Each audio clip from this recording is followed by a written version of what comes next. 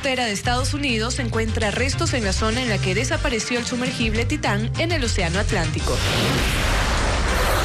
El Ministerio de Agricultura aún no ha autorizado la importación de arroz, pero confirma que sí ha recibido solicitudes.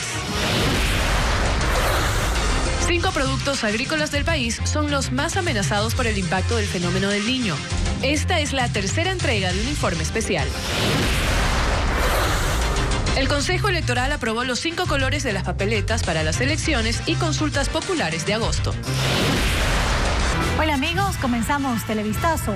Se estima que ya se agotó el oxígeno del sumergible Titán, desaparecido con 5 tripulantes desde el domingo, cuando iba a explorar el naufragio del Titanic. Alejandra. ¿Qué tal, Andrea y amigos? Bienvenidos. De última hora han detectado una zona de escombros en el fondo marino. El Cuerpo de Guardacostas de Estados Unidos analiza si se trata o no de los restos del sumergible Titán. Informa a Pedro Jiménez. Es una jornada crítica en la operación de búsqueda y rescate. Han pasado 4 días desde que se declaró como desaparecido el sumergible Titán de la empresa OceanGate, que para esta mañana cumplió además el tiempo de 96 horas de oxígeno disponible y sin señales claras sobre la ubicación del aparato. Las expectativas de hallar a la tripulación con vida se reducen aún más. Pero el rastreo no se detiene. Continúa por aire y por mar, y además ahora con la ayuda de 2 robots submarinos para inspeccionar el fondo del Atlántico, luego de recrear una versión digital del sitio donde están los restos del Titanic, objetivo de la misión de exploración. Este mediodía, guardacostas de Estados Unidos reportaron que una de las naves de rastreo no tripuladas ha detectado una zona de escombros cerca del naufragio del Titanic, sin poder confirmar por ahora si se trata o no de partes del sumergible Titán. El procesamiento de esa información seguirá durante las próximas horas y han anunciado que darán las primeras declaraciones oficiales esta tarde, sobre la que cada vez hay más señales de ser una expedición insegura. Arthur Loibel, aventurero alemán, intentó una exploración al Titanic con OceanGate en 2019, pero esta fracasó cuando el sumergible no pasó las pruebas iniciales. Trataron nuevamente 2 años después, bajo con el director de la empresa, Stockton Rush, que ahora está desaparecido. No era seguro. Para volver tuvimos algunos problemas como en la otra inmersión con los sistemas de batería.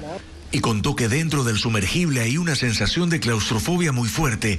Son 5 personas en un espacio reducido, prácticamente sin posibilidades de moverse durante 10 horas y a 4 grados centígrados en el fondo del mar.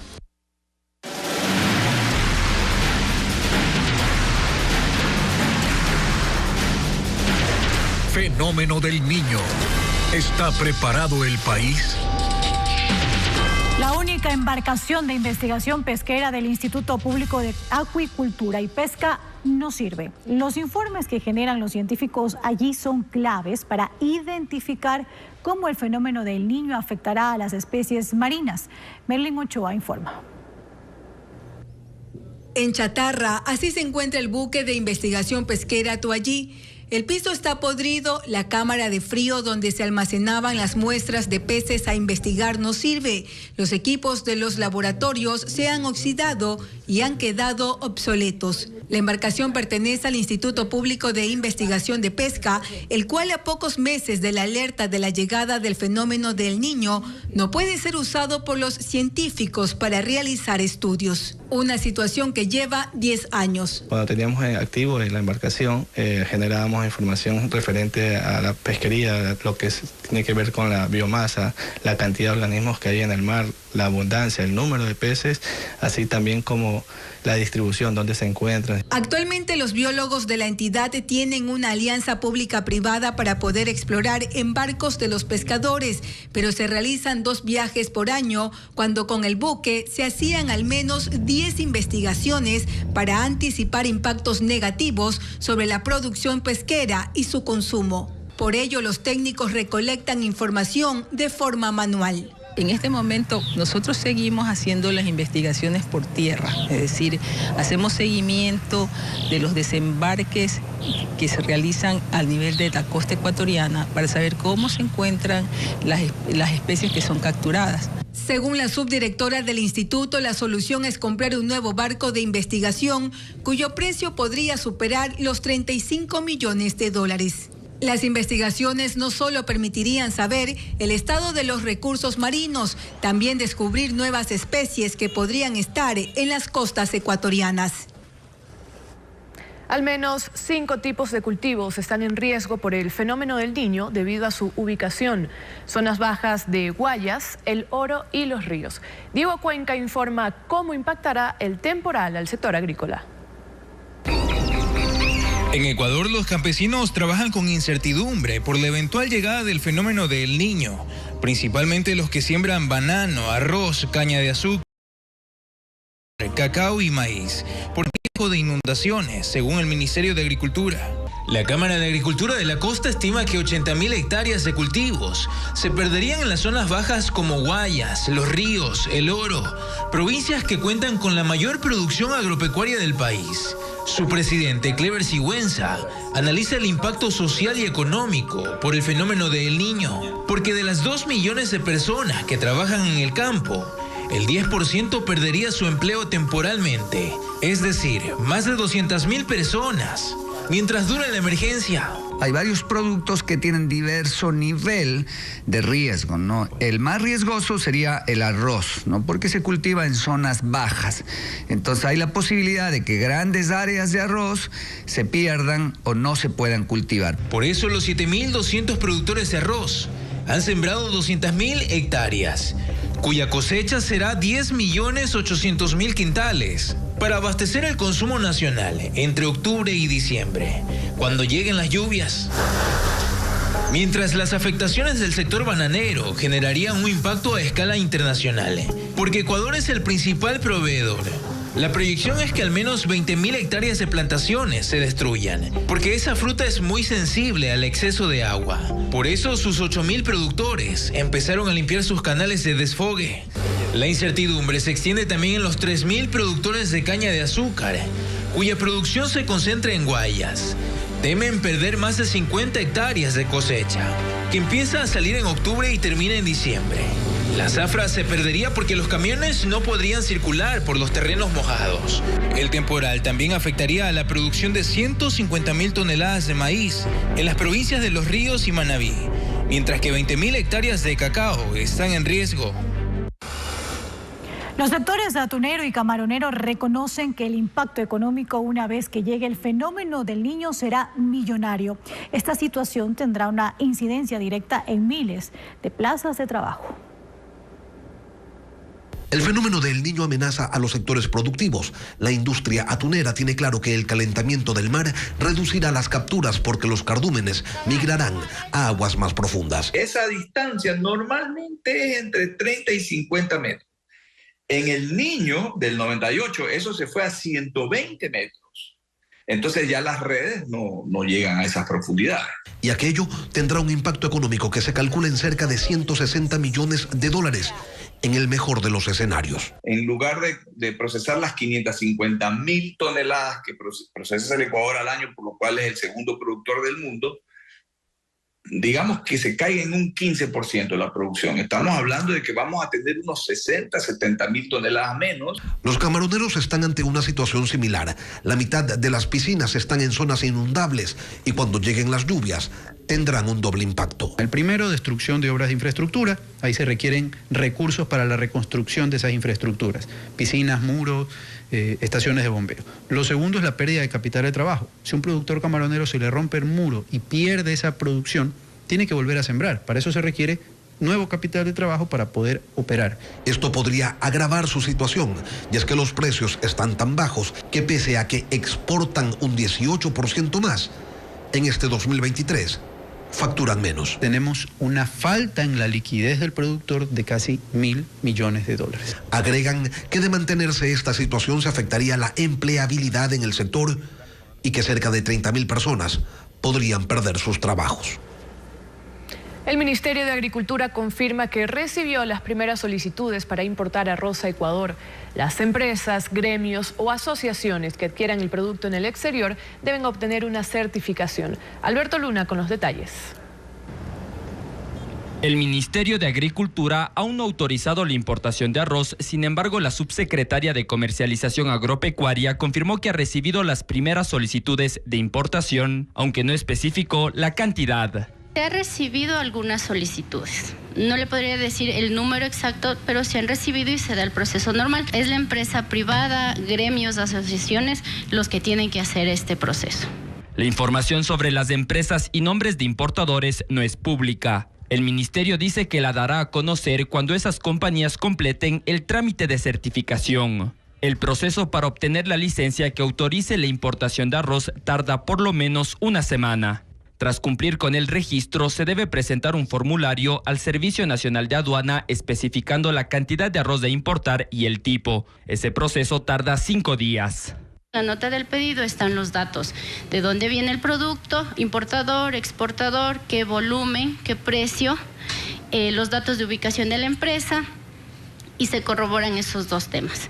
Una vez que se corroboran esos dos temas, se da el ok para poder proceder con la obtención de la licencia. También se deben cumplir los requisitos fitosanitarios de agrocalidad que duran 2 días. Por eso la funcionaria dijo que todavía es pronto para definir la fecha de llegada de la primera importación de arroz. No le podría dar fechas todavía. Según el Ministerio de Agricultura, esa importación permitirá regular el precio del arroz y solucionar el problema de la demanda. Y hace pocos minutos terminó una reunión entre el gobernador y la prefecta del Guayas con un grupo de productores de arroz que llegó a Guayaquil. En la cita hubo compromisos para controlar la especulación. William Young cubrió la cita. Alrededor de las 10 de la mañana inició el plantón aquí en los exteriores de la prefectura del Guayas. Decenas de agricultores de Los Ríos, Manabí y Guayas se reunieron aquí para rechazar la importación de arroz desde Colombia. Ellos aseguran que esta decisión del gobierno afectará directamente a los pequeños productores.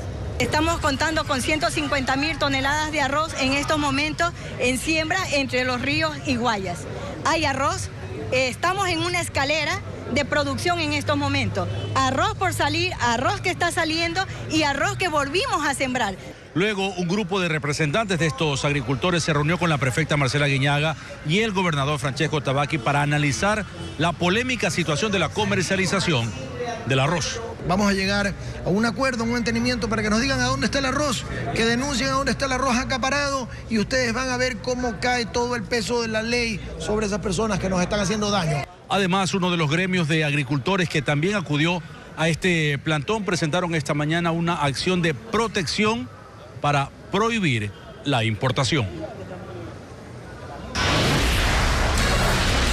Vamos a la pausa y al regresar, Manabí, Santo Domingo de los Áchilas y Morona Santiago son las provincias que reportan más casos de dengue. ¿A qué se debe el aumento de contagios?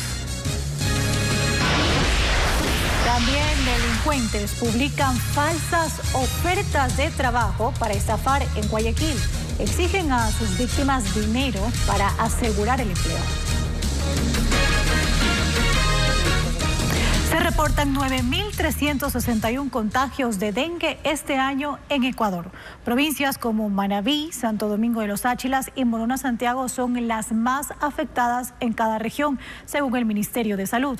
Vanessa Robles con el reporte de una de estas. La provincia de Santo Domingo está en alerta por el aumento de casos de dengue. De enero a junio se reportaron 726 contagios, a diferencia de los 583 registrados en ese periodo del 2022, según los últimos reportes del Ministerio de Salud. Del año hasta junio sí ha habido un poco más de incremento. Ustedes saben que estamos entrando en una temporada donde va a haber el fenómeno del niño, pues y eso también influye. Según los habitantes de zonas afectadas, aunque se trata de sitios urbanos como Santa Marta, Plan de Vivienda, Rosales y Che Guevara, los equipos de control vectorial no llegan. Que hay muchos niños con fiebre, malestar y todo eso le afecta. Eliminarlo sería mucho mejor para que no se propague. Desde el Ministerio de Salud señalan que la falta de acompañamiento de la fuerza pública limita el acceso a estas zonas vulnerables. Son 76 las personas que integran el equipo de control vectorial encargado de la abatización, fumigación y destrucción de criaderos en una provincia de más de 500.000 habitantes. En la costa, Manabí lidera las afectaciones con 2.422 casos. En tanto, en la Amazonía, Morona Santiago ya registra 1.092 contagios. Apenas 3 millones de ecuatorianos se colocaron una segunda dosis de refuerzo contra el COVID, mientras las autoridades gestionan la importación de 300.000 dosis de la vacuna bivalente que protege contra Omicron, la variante que predomina. Bessie Granja con el reporte. En este dispensario del Ministerio de Salud, ubicado en el sur de Guayaquil, Glenda fue la cuarta persona que hasta las 11 de la mañana se colocó una vacuna contra el COVID-19. ¿Cuántas dosis de vacuna tiene? Esta es la tercera, que veo que sí ayuda bastante, sí protege. Allí el personal que administra las dosis asegura que en la actualidad son muy pocos los usuarios interesados en recibir la inmunización. Si me la puse en ese momento fue por la necesidad que había de ir a los bancos, poder salir a comprar. Las cifras del Ministerio de Salud reflejan que apenas 3 millones de ecuatorianos tienen 2 dosis de refuerzo, mientras más de 14 millones completaron su esquema primario. A pesar de que la Organización Mundial de la Salud declaró el fin de la pandemia, el organismo junto a la Organización Panamericana de la Salud alientan a la población a inmunizarse una vez más. Por ese motivo, a finales de este mes, se tiene previsto la llegada del primer lote de vacunas bivalentes contra el COVID-19 al país, cuya fórmula protege contra Omicron, la variante predominante. Pero ¿quiénes tienen prioridad? Menores de 5 años de edad, pacientes con diabetes, pacientes en diálisis, insuficiencia renales crónica, pacientes que tienen enfermedades pulmonares crónicas, pacientes con inmunocompromiso, pacientes que reciben corticoides, pacientes con enfermedades autoinmunes. El personal sanitario seguirá siendo parte de los grupos vulnerables. También se mantendrá la inmunización para adultos mayores por el riesgo de desarrollo de enfermedad grave y muerte. Los clientes bancarios continúan recibiendo alertas para autorizar el uso de información como parte de la aplicación de la Ley de Protección de Datos. Sin embargo, aún no se crea la superintendencia ni se ha emitido el reglamento. Adriana Bermeo con el informe. Los bancos continúan solicitando autorización para el uso de los datos de sus clientes mediante correo electrónico, aplicación bancaria o llamada telefónica. Así lo requiere la Ley de Protección de Datos que está vigente desde el 2021. Sin embargo, hay información que en ningún caso será requerida. Que el banco nunca le va a pedir a través de estos mecanismos un dato personal, por una razón sencilla: el banco tiene los datos. El banco lo que está haciendo a través de este canal es informándole algo al cliente. El 26 de mayo entró en vigencia el régimen sancionador de la Ley de Protección de Datos, por lo que las entidades bancarias tienen la obligación de emitir avisos a los clientes para que autoricen el uso de la información con la que ya cuentan. En caso de duda, el cliente debe hacer una doble verificación para evitar estafas. Llamar directamente a nuestra sucursal y hablar directamente con la persona que suele atender nuestra cuenta y preguntar si ellos han enviado este tipo de comunicación a nosotros, ¿no? Esta puede ser una forma de un doble check. El no autorizar el uso de datos a una entidad financiera no significa que el cliente pierda algún servicio o beneficio bancario. Hasta el momento no se concreta la creación de la superintendencia del ramo ni se ha emitido el reglamento de la Ley de Protección de Datos.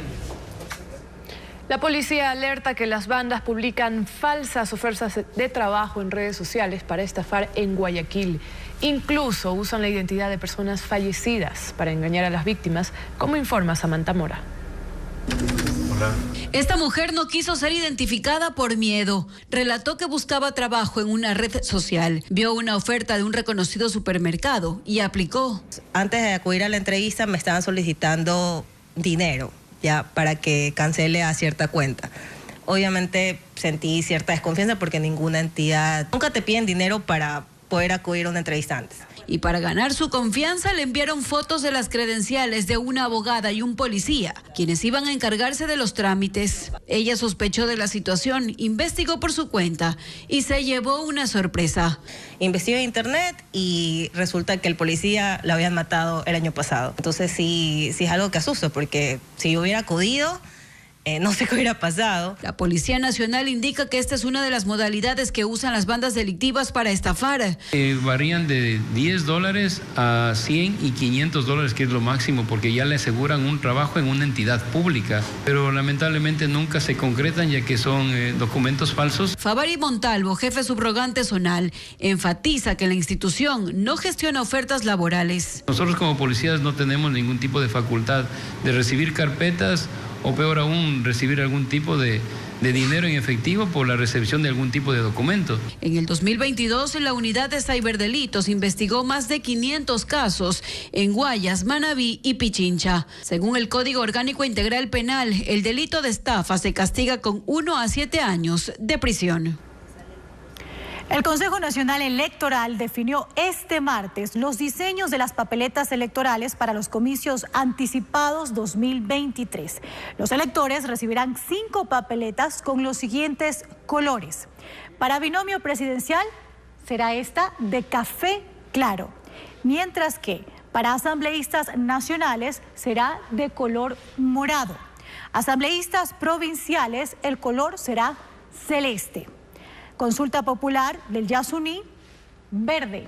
Y también en Pichincha, la consulta sobre la explotación minera en la mancomunidad del Chocó es bicolor, rosa y morado. A partir de este viernes, las organizaciones políticas y sociales podrán inscribirse para hacer campaña por el sí o por el no, tanto en la consulta sobre el Yasuní como en la consulta sobre el Chocó andino. Patricio Díaz informa los detalles.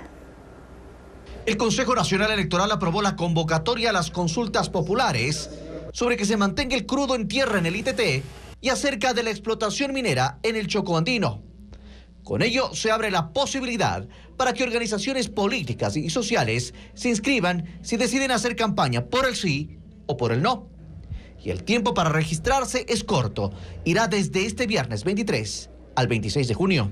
Quienes sean acreditados para la campaña deberán respetar límites de gasto y podrán hacer promoción de sus opciones en medios de comunicación con recursos del Estado.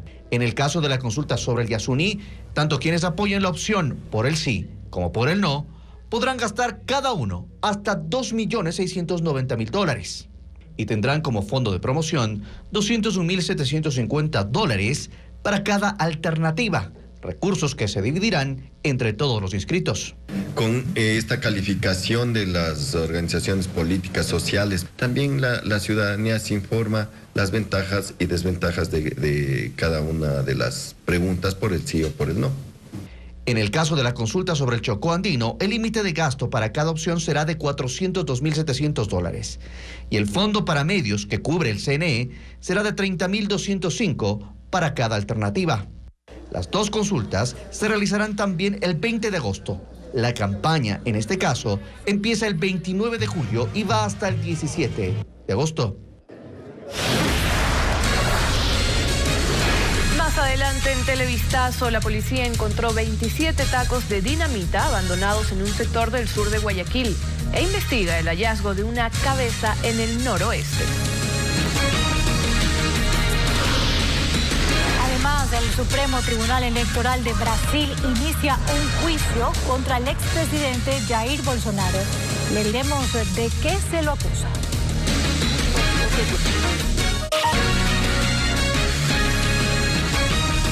27 tacos de dinamita fueron hallados en la isla Trinitaria, al sur de Guayaquil. La policía hizo la detonación controlada, mientras un centro médico en Urdesa fue evacuado tras una amenaza de bomba. Luis Alfredo Zúñiga resume los casos. La alerta se levantó a las 2:30 de la mañana de este jueves en la isla Trinitaria sur de Guayaquil. La policía halló un taco de dinamita en plena vía, pero al revisar la zona encontraron más explosivos. En total, 27. Se encontraban sobre las aceras de alrededor de aproximadamente 4 o 5 cuadras a la redonda. Los tacos de dinamita tenían mecha, pero no el dispositivo necesario para su explosión. Personal especializado del GIRE llegó al sitio y realizó la detonación controlada. Aún no se ha asociado el hecho a una banda criminal en particular, y aunque no hubo víctimas, los moradores del sector están preocupados. Mientras en Urdesa, a las 8:30 de la mañana de este jueves, empleados y pacientes de un centro médico particular fueron evacuados tras una amenaza de bomba. Y de pronto vi que los médicos, enfermeras y pacientes salían en fila para allá y todo el mundo salía corriendo. La vía fue cerrada al tránsito vehicular mientras los uniformados inspeccionaban las instalaciones. El dueño de ese establecimiento fue secuestrado junto a su chofer el lunes pasado, pero fue liberado por la policía. Tras recuperar su libertad, ese mismo día detonó un explosivo en los exteriores del inmueble. Y este jueves, la nueva amenaza. Una llamada que le han realizado al encargado de la clínica. Finalmente se descartó la alerta y se habilitó la vía. Sin embargo, el centro médico no atendió. El hallazgo de la cabeza de un hombre dentro de una funda en Monte Sinaí la mañana de este jueves, en el noroeste del puerto principal. Esto estaría relacionado con un cuerpo decapitado encontrado la noche anterior en otro punto de esa zona. Un incendio forestal se registra en este momento en las faldas del Nevado Chimborazo, a 1 hora de la ciudad de Riobamba. Al sitio han acudido bomberos de 3 cantones, Guano, Chambo y Riobamba. Aún no se ha confirmado el número de hectáreas quemadas. El talud de la quebrada Poroto Huayco en la parroquia de Zambisa, norte de Quito, continúa deslizándose. La tierra está tapando el cauce e impidiendo la circulación de las aguas servidas. Vías y viviendas están en riesgo. Andrea Marín con los detalles. Gran parte del talud se deslizó al fondo de la quebrada Poroto Huayco, lo que encendió las alertas en la parroquia de Zambisa en el norte de Quito. La erosión que empezó hace 10 años se agudizó hace 3 y los desprendimientos son más frecuentes. 2 factores influyen según vecinos y autoridades: las descargas de aguas servidas y los fuertes vientos que aceleran el proceso. El municipio nos puso unas descargas, tenemos 2 descargas, una a esta quebrada y la otra al otro costado de la quebrada. El deslizamiento de las laderas conlleva riesgos que preocupan a la parroquia. Ha generado ya un problema de un dique.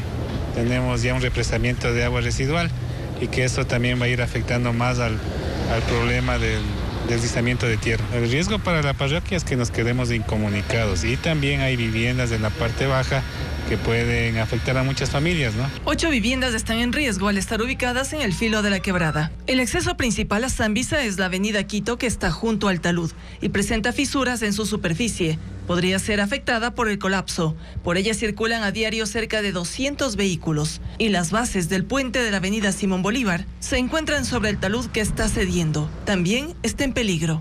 Se ha venido reportando, inclusive aquí ya teníamos empresas que estaban trabajando que tuvieron que reubicarse por el mismo hecho de la erosión. Y lo importante es que ahora necesitamos de acción, porque solamente se han quedado en informes.